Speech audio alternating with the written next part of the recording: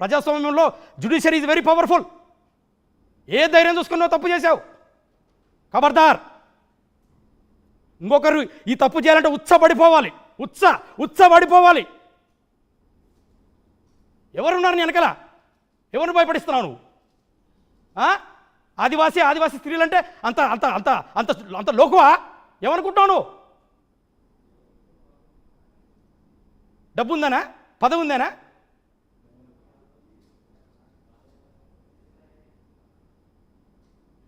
This is not the way. మన చదువులు, మన విజ్ఞత, మనకు పెద్దలు నేర్పించింది ఈ సంప్రదాయం కాదు.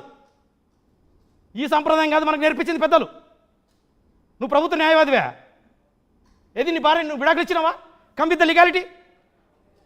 How dare you do this such a blunder? నా ఇద్దరు ఆడపిల్లలకి అన్యాయం అయిపోయింది. ఇప్పుడు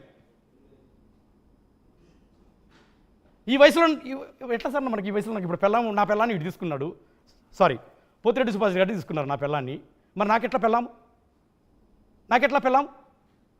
నా పిల్లాన్ని పోతిరెడ్డి సుభాష్ రెడ్డి తీసుకున్నాడు, నాకెట్లా పెళ్ళాము? నాకు పిల్లాన్ని ఎవరిస్తారు? పోతిరెడ్డి సుభాష్ రెడ్డి ఇస్తాడా? ఏమి ఆల్రెడీ పెళ్ళాం లేదా ఆయనకు? ఇద్దరు పిల్లలు కావాలనా?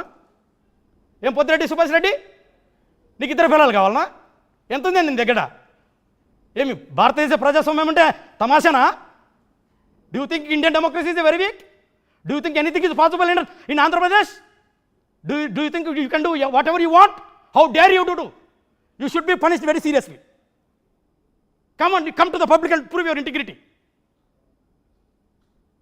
Are you legally divorced? How dare you touch a other family woman? అవునయ్యా, మీరు ఇద్దరు ఇష్టపడితే దెర్ ఇస్ ఎ ప్రొసీజర్. అమ్మా నువ్వు నాతోటే ఉండా నేను చెప్పట్లేదు. ఇష్టం లేకపోతే we are human beings. There is a procedure, there is a protocol. ఒక పద్ధతి ఏడ్చింది, దాని ప్రకారం వెళ్ళు.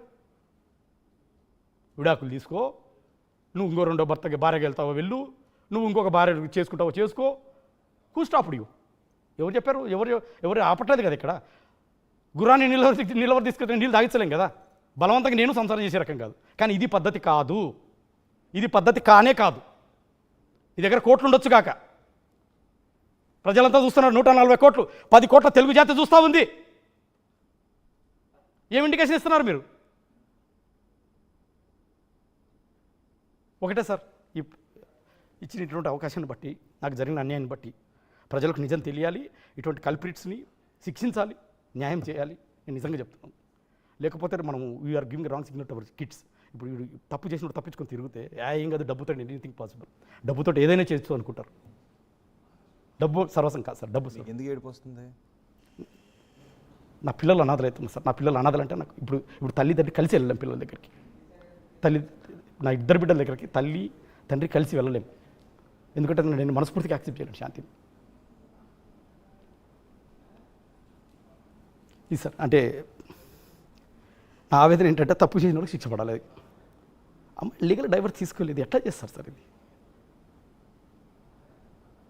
నేను అడిగేదంటే తప్పు ఉందా? ప్రజలు నిర్ణయించాలి. నేను అడిగేది తప్పైతే ప్రజలు నిర్ణయించాలి.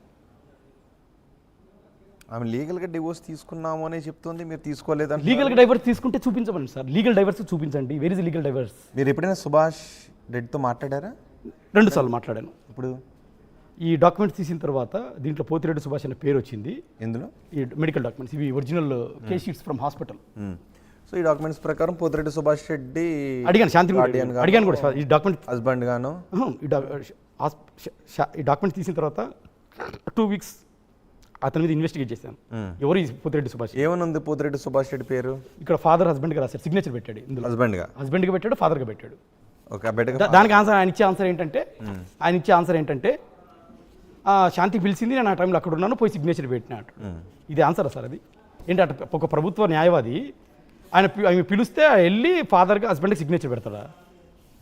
చదువులేని వ్యక్తి అనేది అదే. అంటే ఈ డాక్యుమెంట్ ప్రకారం బిడ్డ పుట్టినప్పుడు సుభాష్ రెడ్డి తండ్రిగా సంతకం చేశాడు. ప్లాంటెడ్ అయ్యుండొచ్చు, అతను ప్లాంటెడ్ అయ్యుండొచ్చు కదా. He may be fabricated. అదే అంటుంటా. అందుకే that is what I am confused. తప్పు చేయట్లేదు, తప్పు పట్టట్లేదు, ఐ యామ్ కన్ఫ్యూజ్డ్. నేను మీ ఆవేదన అర్థం చేసుకుంటున్నాను.